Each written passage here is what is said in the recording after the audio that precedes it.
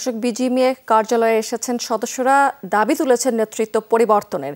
এ বিষয়ে আরো বিস্তারিত তথ্য জানাবেন আমাদের সহকর্মী রিমন রহমান। রিমন, বিক্ষুব্ধ সদস্যরা এই মুহূর্তে আসলে কি বলছেন?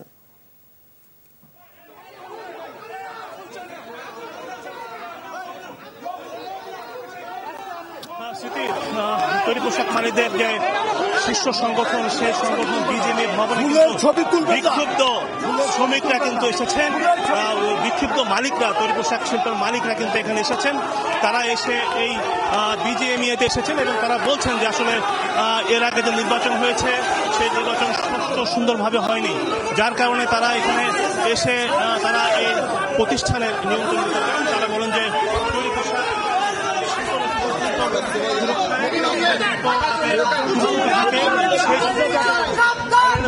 আমাদের এসেছেন ফয়সাল সামাদ, তিনি প্রার্থী ছিলেন।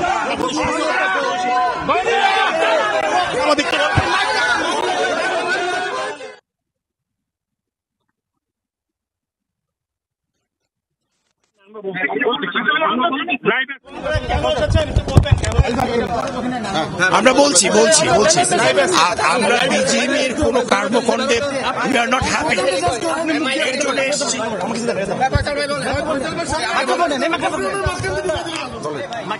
আপনি বলেন,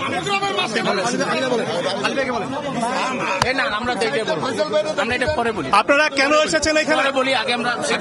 আমরা বলবো আমরা কিন্তু আমাদের ব্যানারে আছে, আমাদের এখন আলী ভাই বলবে আমরা কেন এসেছি, আপনারা শুনেন।